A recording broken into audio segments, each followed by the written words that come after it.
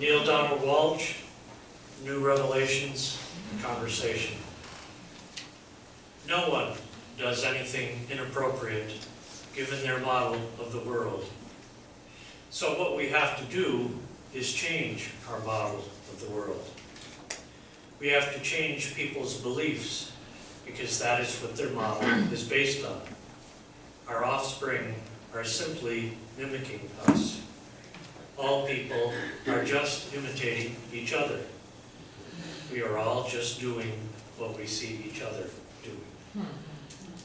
Do you know what one mirror said to the other mirror?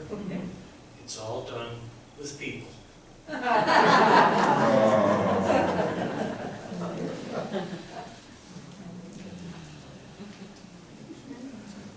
Thank you, Jeff. I told that joke, believe it or not, in a channel conversation, and I swear to goodness, he didn't get it at first. And I thought, well, I'm glad some of you did. I thought it was very funny and very appropriate. So thank you, Jeff, very, very much. I have a couple of sides I'd like to pass along first. One is for our new Reverend Catherine. You know, when she had her ordination recently, I had this thought of, now with Reverend Catherine Hammonds, Reverend Ruth Miller, Reverend Donna Smith, how proud I was to be called a minister for you, our Ruth family. So thank you, all of you, for joining us and for making this a very special place and community. Because we do have some new people who don't know my background, I just want to state this very briefly. I am trained as a psychologist, and my real interest and specialty would be called mind-body medicine or mind-body-spirit medicine. Anyhow, I've long been interested in the power of the mind, and specifically hypnosis or guided imagery, and of course also going within, the idea that we have a wisdom within us that we can access and help us with any decision, anything whatsoever. And by the way, thank you again, Catherine, for a wonderful lead-in today about the idea of this wonderful connection we have. Anyhow, as part of introducing the common sense of change, you know, I'm going to say the only real evidence, or we must say that without change, there's no growth. So sometimes we can get really stuck thinking if we change our minds or whatever. And I remember one time a minister friend told me that the difference between a rut and a grave is only the dimension of the whole. And then we can get really stuck in some of our ideas. But it can be especially challenging today. I'm going to introduce what I believe is some sensitive information about it, asking you to maybe rethink some things, and as necessary or as appropriate, what feels right for you to make some changes. But just like in medicine, when I was working as a psychologist in hospitals and cancer centers and with physicians, most of those physicians at that time had been trained to believe that the immune system functioned independently of any other system. And if that were true, then it's not connected to your central nervous system, your brain. Then how could your thoughts or your feelings or your beliefs affect your health? The immune system was the one that was actually in place to monitor and, I don't like the term fight disease, but to, let's say, control disease processes. But then we learned very, very differently that in fact, not only are the brain and the immune system connected, the immune system can actually self-regulate it. The point of this is we can make major changes that are very important. And it isn't like we screwed up, it's just, why did it take so long to get there, Nate? So just like we learned about, it's a good idea for surgeons to wash their hands before surgery. But prior to that time, and for hundreds of years, it took, honestly, for physicians to really catch on, medical schools to catch on, yeah, this is a good idea. So, what I would like to ask you to think about then again is your spiritual beliefs. What do you believe? And why maybe do you believe it? And have you think about what you believe and what are the real consequences, just like the idea of We know with the placebo effect in particular, that your beliefs and your expectations are as powerful as any medical treatment. It's really taken us a long time to get there, and an awful lot of folks, including physicians, meanwhile, but don't get it. So, I want to read you something that I wrote a long time ago. It goes back to 1984. I was in graduate school. And you think I was stuck thinking here what this darn thing is. Apologize, I didn't. I always want. Okay. Did you see it? Oh, I did. Okay. So, I actually published this article in this official journal. It's called the Official Journal of the Association for Religious and Value Issues in Counseling. It's titled, Suppression of Women by Religion. As far back as, an extensive review of attitudes and practices toward women by religion indicates a subordinate position has often been accorded women throughout history. For thousands of years, societies were commonly matriarchal. Women were considered equal to or above men. With the advent of civilization, I want to say so-called civilization, and more patriarchal reform religions, women generally became and considered the property of men. A woman's place generally was considered to be in the home. Unfortunately, many of these historical ideas have led to an extensive list of concerns counselors must now address. Ignorance, prejudice, dogmatism, intolerance, guilt, discrimination, myth, sexual dysfunction, and low self-esteem are common counseling issues and concerns that can be traced to religious attitudes and practices.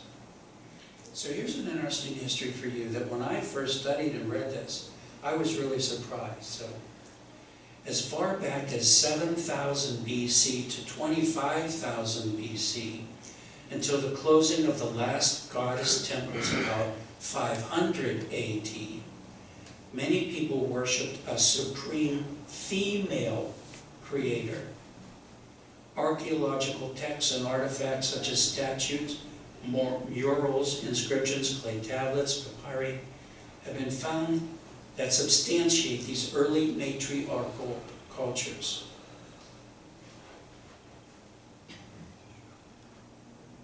Egypt and Greece in particular worshipped deities of both sexes. In Egypt, and there's just lots of formal names for these different cultures, but in one, the goddess of Egypt in the, I'm sure I can pronounce this correctly, Ptolemaic era, was considered far more important than her husband. Osiris, in another culture, the Iroquois worshipped only goddesses. Earthenware tablets of Babylon dating from Sumerian days tell of the simultaneous creation of men and women in pairs by the goddess, of the union between a female deity and a mortal man, that it was a man who tasted the forbidden fruit, and that salvation was to be gained through a female deity. What went wrong? Tell us, oh male. Okay, so let me just wrap this up. But I hope you appreciate this information to really help us think about what we believe and why these ancient texts we still look at as the truth. When it changes over time considerably, over culture considerably. So just last, because this one got my attention even more. Particularly noteworthy is that many of the myths and writings of early cultures explaining their origins were simply superseded or replaced by the newer culture and piously affirmed. This is as it was in the beginning of time. Professor Chiri at the University of Chicago wrote how the Babylonian god Marduk, creator of heaven and earth, was replaced by the Assyrian supreme deity, Asher, by simply recopying old Babylonian tablets and substituting the name of Asher for the god Marduk. The copy was not done very carefully, however, for both Marduk's and Asher's name still appear on some of the same stone tablets. Okay, now here's the biggie. Krishna, the god of the Hindus, was born about 600 years before the Persian god Mithra, who preceded the supreme god of Christianity, Jesus, by about 400 years. In each instance, as throughout history, many of the older religion's doctrines were carried over and incorporated into the newer religion. Such is the case with Christianity. It often parallels its predecessor, Mithraism.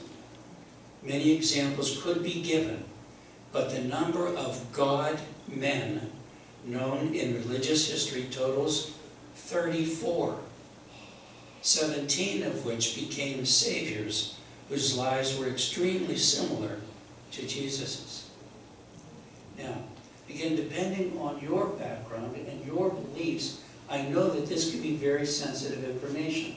For what it's worth, you don't have to believe this, but when I was actually a real scholar and studying this stuff, and we published it in an official counseling journal, I hope that it gives some credence to what I'd like to impress upon you today.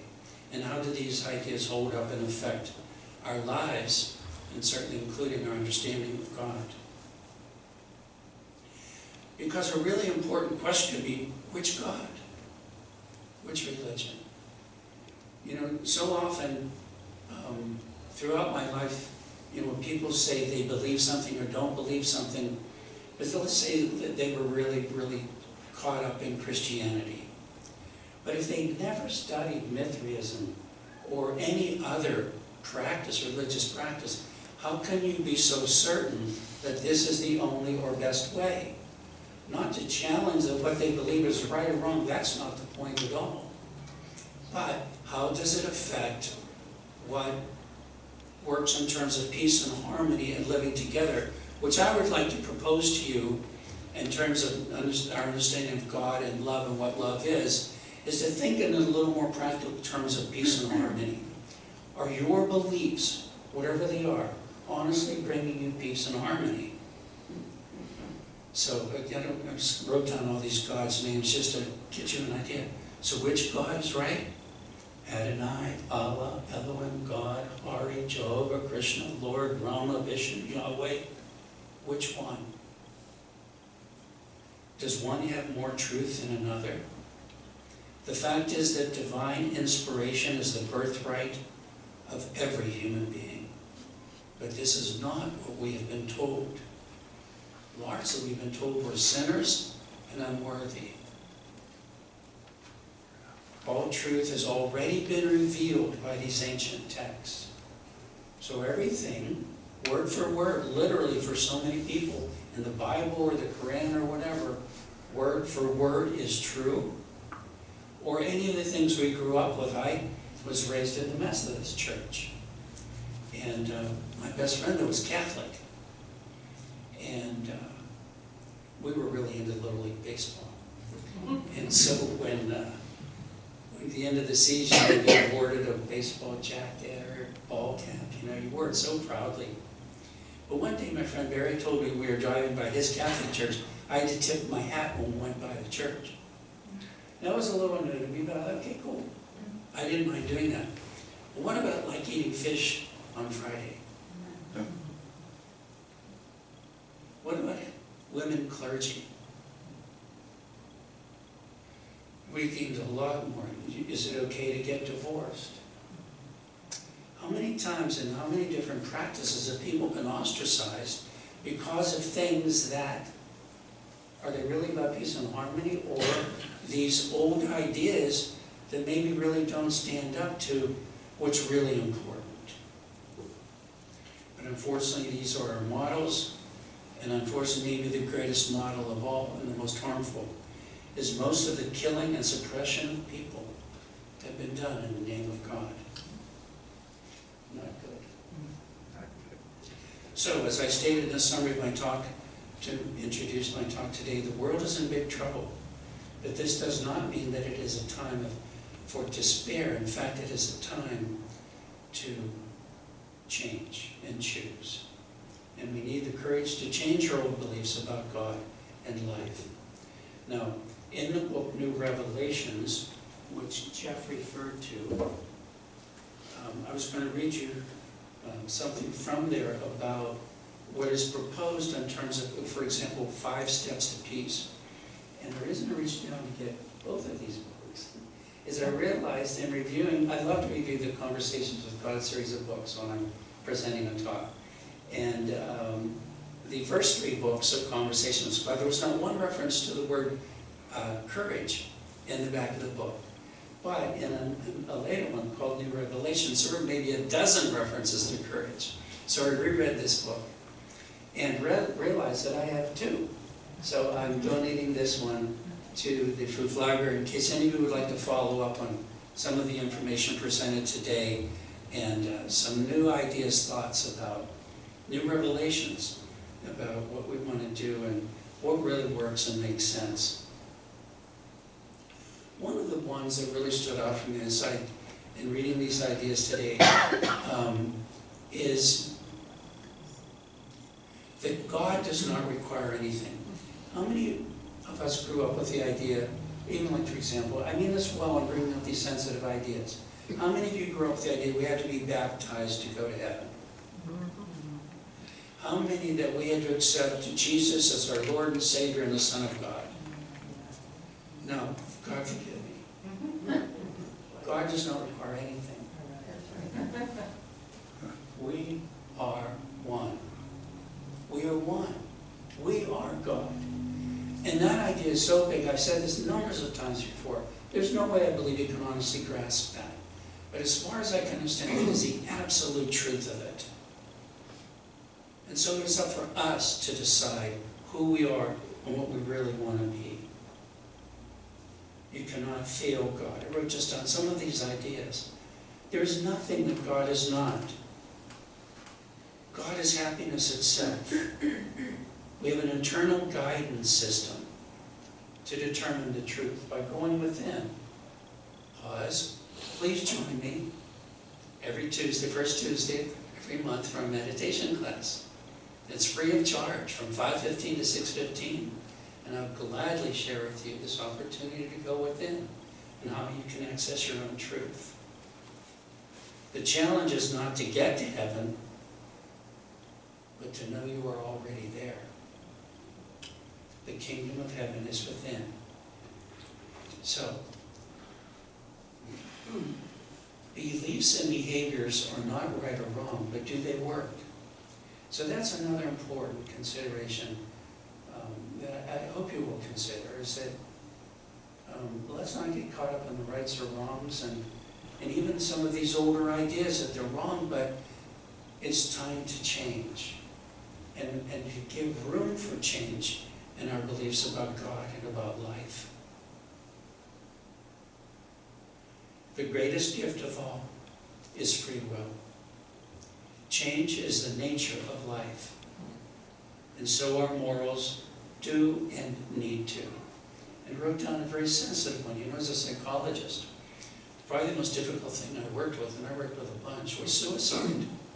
In fact, quite an aside, it actually made me decide that I finally had to have a cell phone. I had to be available all the time, just in case.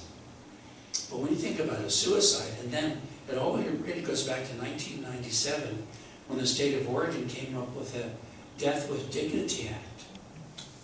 But how, I mean, you guys are so sensitive here, like about your wonderful kitty. You know, honestly though, I think we treat our animals better than we treat ourselves in terms of really being practical and honest and loving. But again, you talk about something like suicide. Somehow we deal with it so much better with our animals, but the idea of somebody really taking their life. So again, I appreciate if your willingness to really give some thought to what we believe and what are the real consequences. And so just as an update, there have been so many wonderful books that have come out since like when I grew up, the idea that the Bible is this great source of truth. But I remember actually when I was studying independently, and I don't know if I referenced it in my book, Doctor's Orders Go Fishing or Why Love Heals, but does anybody know about the Jefferson Bible, by chance? Thomas Jefferson, when he was president, actually wrote what was called the Jefferson Bible. And what he did was he took the New Testament and extracted all of the negative things about God and Jesus. And now it became a pretty small text, actually. And I love that to this day you can buy the Jefferson Bible on the Capitol in Washington, D.C. But, and you're in a good example of me as well, but you don't even know that this exists, that we can really update and look at what is more likely the truth, or what do you really resonate with. And then much more recently, like the Course in Miracles, which I know many of you relate very well to.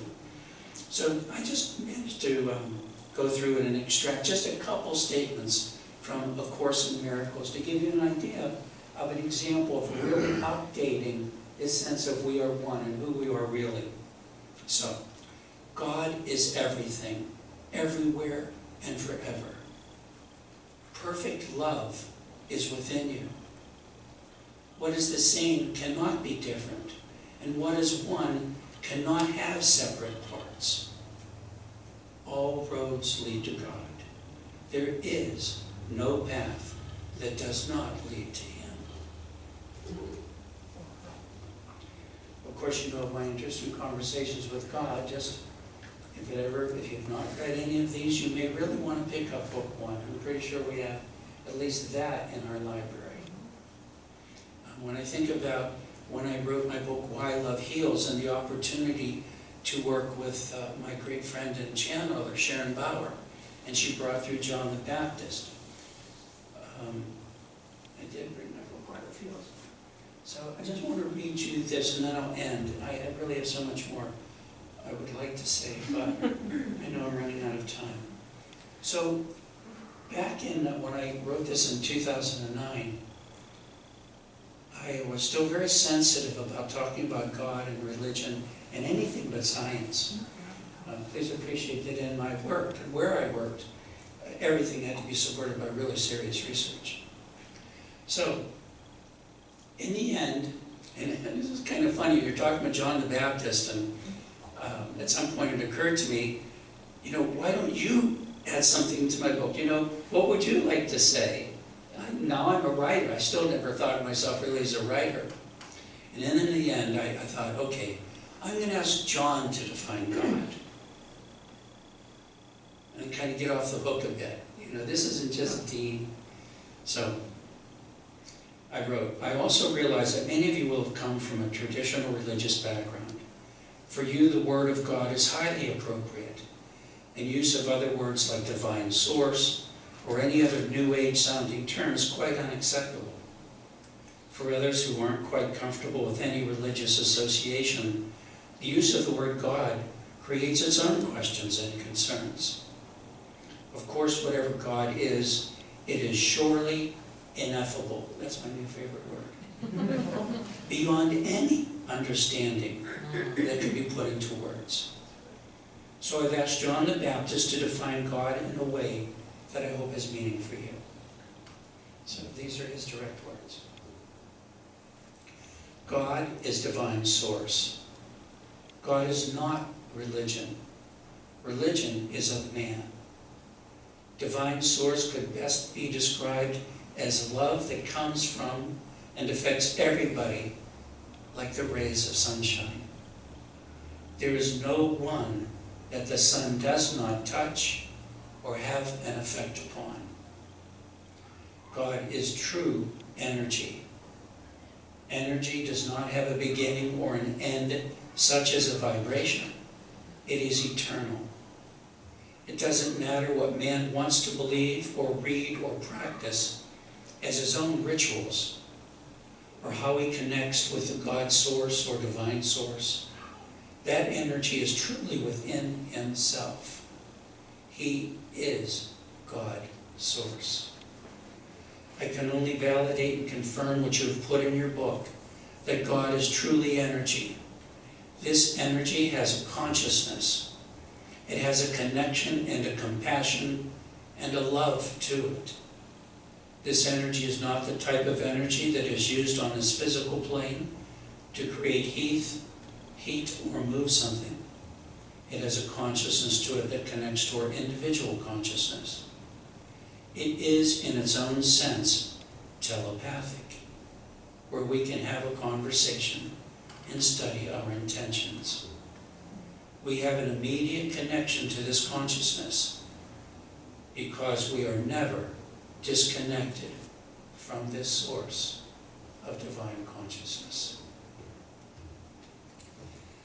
And if you would like to hear more about all the notes I made and didn't get the chance to talk about, please join me afterwards. And in the library area, we can take time to talk further about that. And now, thank you, Jeff, by the way, for your reading, obviously, and the music. And now I want to get into our meditation, if I find it through my notes. And I want to read you something to start as we begin our meditation from Divine Revelations, from the New Revelations, again written by Neil Donald Walsh. And then we will pause by, I really ask you to contemplate some of the ideas I will just read to you. And then Jeff will begin playing music at that point, and then we'll turn it back over to Sally. Okay, so if you will please make yourself comfortable. And close your eyes as a way to help you focus. And please consider these ideas from the New Revelations. God has never stopped communicating directly with human beings. God has been communicating with and through human beings from the beginning of time. God does so today. Every human being is as special as every other human being who has ever lived, lives now, or ever will live. You are all messengers, every one of you. You are carrying a message to life, about life, every day, every hour, every moment. No path to God is more direct than any other path. No religion is the one true religion. No people are the chosen people, and no prophet is the greatest prophet. God needs nothing. God requires nothing in order to be happy. God is happiness itself. Therefore, God requires nothing of anyone or anything in the universe. God is not a singular super being living somewhere in the universe or outside of it, having the same emotional needs and subject to the same emotional turmoil as humans. That which is God cannot be hurt or damaged in any way, and so it has no need to seek revenge or impose punishment. All things are one thing. There is only one thing, and all things are part of the one thing that is. There is no such thing as right or wrong. There is only what works and what does not work, depending upon what it is that you seek to be, do, or have. You are not your body.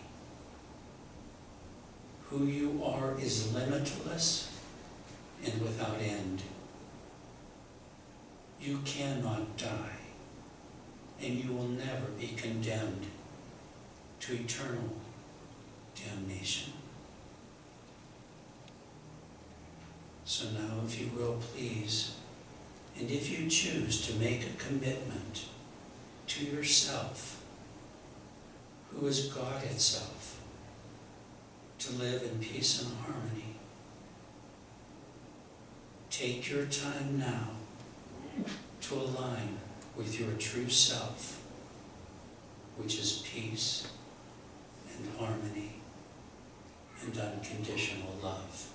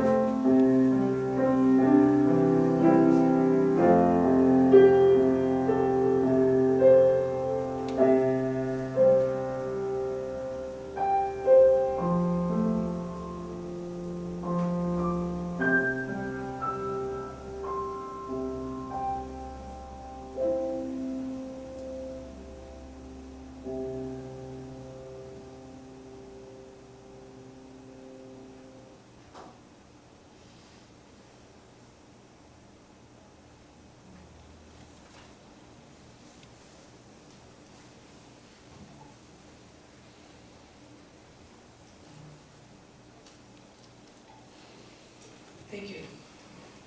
Thank you, Jeff. Thank you, thank you, thank you. Wow, special day. Special day to have so many guests and to have Annika and her daughter here today. It's just a blessing. So at this time, shake it off. Let it flow. We're going to take an offering, and we're also going to have some announcements. We do both at the same time because, well, you know, why not? Let's make good use of our time. Our offering this month is in two parts. Part one is for Habitat for Humanity. Show of hands, everybody know what Habitat, Jimmy Carter, you know what Habitat for Humanity is. He just had a birthday. And he just had a birthday. What is he at? Is he 99 or? 98. 98. Bless Jimmy Carter. Bless Jimmy Carter. So we're going to pass a basket, and on one side of the basket it says Habitat for Humanity. On the other side it says Florence Unitarian Universalist Fellowship. So we ask your consideration for one or both of these organizations. You know, we survive by your generous contributions, and so does Habitat for Humanity. And so as the basket comes around to you, there is no obligation on your part. If you're unable to give, just simply pass the basket to the next person with as much love as you can possibly muster. And for those who are listening to our recording, if you wish to make a contribution, you can send us a check to our P.O. Box 2502, Florence 97439, or anyone can click on our donate button on our website, and we will direct you to that as well. So I'm going to ask Catherine if you'll help on this side, and Julie, will you help on this side? Thank you. And we're just going to pass the basket back and forth. And before we begin, I ask that you repeat after me: divine love through me. Divine love through me. Blesses and multiplies all that I am. Blesses and multiplies all that I am. All that I give. All that I give. And all that I receive. And all that I receive. I am prosperous now. I am prosperous now. Blessed be. Blessed be. So we will start with this. Thank you. So a few announcements. I know Deborah announced earlier the desire to have some folks help with our cleaning up in our kitchen and cafe. We're also looking for those of you who want to give back to this fellowship like Renee gives back to our fellowship. I showed up this morning and here's Renee out front with an electric blower clearing off the sidewalk and shaking out the mats and the cobwebs. So it's people like that. I know you get satisfaction in doing it, or you wouldn't. So who gets satisfaction from showing up early and helping us meet and greet? Who gets satisfaction from coming and bringing some refreshments, whether it's chips and salsa, my personal favorite, or whether it's cheese and crackers, it could be donuts, it could be anything, it doesn't have to be a lot. We just ask that you bring those refreshments by about 9:15, 9:30 and set it up in the cafe. So we do have another famous UU clipboard. I'm not going to pass it around, but I'm going to walk around with it after service. Get you to sign up to help, okay? So what else? On our program, you will see that, as Dean mentioned, on October 4th at 5:15 on Zoom, you'll get this Zoom link either today or tomorrow when George finishes uploading our recording. We'll send you a link so you can get on Zoom and be a part of his Connecting with Your Soul meditation class. Sunday service next week with Reverend Ruth Miller. It's called The Path of Courage, Breakdown to Breakthrough. We have a FOOF board meeting coming up on the 12th at 3:30, and a special meeting of all of our members on the 16th. So that's what's happening. I think Tuvia is here now. He has an announcement. If anybody else has an announcement, come on forward or just shout it out. Tuvia, what do you got? On behalf of our entire congregational family, Karen, we want to wish you well on your surgery Wednesday. We will be sending you strength. We will be sending you blessings. And as a very special bonus, next Wednesday is Yom Kippur, a very, very special day. And while not everybody observes Yom Kippur, our Day of Atonement, I know that that's going to be an extra bit of good luck for you. So we love you. We are going to miss you. We're looking forward to seeing you back here and for great strength and healing. Thank you for all you do for us. Oh, I know what you're going to announce. On October 23rd, I'm doing the talk on the blessing of animals, and because we're not going to have the animals come here to the service, we're going to put pictures of them up there during when we bless them. So I haven't gotten very many from you, so if anybody wants to have their animal included, you can send me a picture by text or email, or you can call me and I'll happily come and take a picture of your animal, which I love to do. So we want to have lots of your, and if I don't get very many, I'll Facebook stalk you and download pictures of your animals, of the ones that I can find. So, thank you.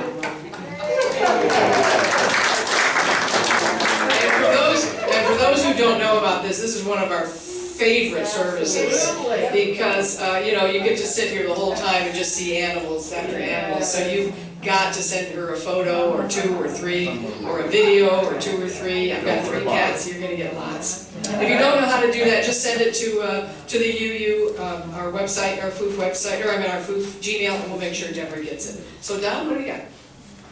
Oh, free lunch, right? Free lunch is this Thursday here at Methodist Church. So Thursday, we do a free lunch program at the Methodist Church, and this particular fellowship provides food and greeting and cleaning the first Thursday of every month. Don is the master of ceremonies for that, and we're always looking for people who can make some soup, serve the soup, and clean up afterwards, right? What time do you want them at the Methodist Church? Try to open the church by 9 o'clock for the 2 volunteer cooks, so they have plenty of time to prep, because they have to cook everything there. We can't bring it to the church. So if you want to make soup, you got to bring all your ingredients with you and cook it there, okay? Any volunteers who want to come and help the cooks, they can come 9 or 9:30 to help them with the prepping. And we open the doors at 11:30 to serve soup. We've got bread, we've got desserts, and folks can come in from anywhere and have a free meal. So, thank you, Don. Thank you for doing this. 11:30 to 12:30. There you go. There you go. Any other announcements? Have we missed anything else? Is Deborah's email somewhere on here? It is not, but it is in the e-blast that we send out on Tuesdays. So, again, if you don't know, send it to the church's email, and we'll make sure she gets it, okay? So, thank you. These contributions that you have made are received in just humbling appreciation. Thank you for your spiritual practice of giving every week or every month. It is truly, truly, truly appreciated. So I'll ask Deborah, or what's your name again? Catherine. They sit together and they're like sisters. I get confused. To extinguish our chalice. And these words come from Cynthia Landrum. We leave this gathered community, but we don't leave our connection. What happened? It's just a very stubborn. Doesn't want to go out. Is it out? Oh, phew. So again, we leave this stubborn community, but we don't leave our connection, our concerns, our care for each other. Our service to each other, to our world, and to our faith continues. Until we are together again, friends, be strong, be well, be true, and be loving. So if you want to, you can turn your phones back on, take it off airplane mode, because we're going to stand and we're going to sing our closing song, which is Spirit of Life. I'm sorry, the peace song. The peace song. We're going to gather in a big circle around all the chairs and the podium, and we're going to sing the peace song. The words are on the back of the program if you don't know the words. The melody is quite simple. And afterwards, if you'd like to join Dean in the library for further conversation, he'll be there about 11:15-ish. Catherine is available to speak if you'd like to have affirmative prayer or special conversation. You can set a time with her. And I think we're done. Do you want to come behind the podium, or we can come in front? Okay. Are you ready? Let's sing. Hold hands as you wish, or lock arms. Ready, Jeff?